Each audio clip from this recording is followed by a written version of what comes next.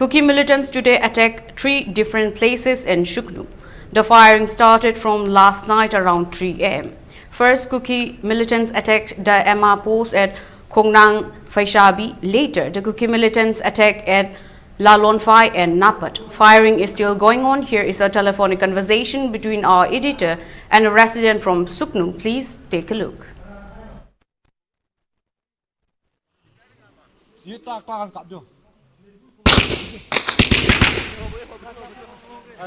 Nalle.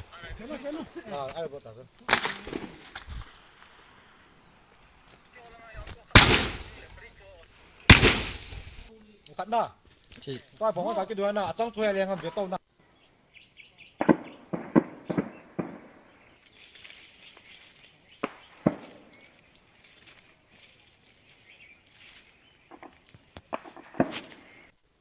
Tamo.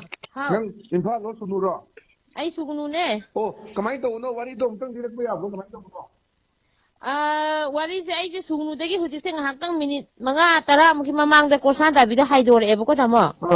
Ado sidagi ai chatlaga oina dirake. Ada sorak pam nang ai ji pung baro makhai da tem na bo ge dom ni. Nang ki konel ha pa ha te. Adal libiro ma tem ta. Wari hai se ngarang adum pung akoina nongmai makhon aham bata gi bese pung ahum taramdai ko minute ama ni wat ni da amakhak ta gi.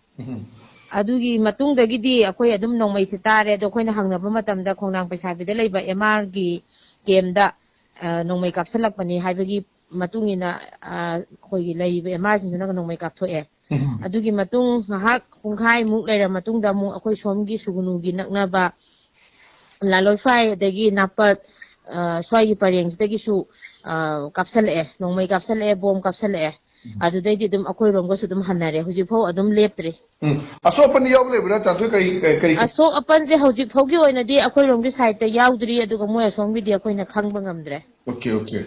Haji tongnari phum hom se ko ton phum hom da ne Lalonphai ne Napat ne dagi ahan bagis na som akoi gi khongnang paisabi hai se akoi gi serolongkhai gi thong gi maya da leiba mafam amane ba coaching da akoi gi MR gi post leibane ba adom da Okay. Hoi. Thank you. Maka da ba ba o mo jira ke tan thoi makang le hoi Thank you.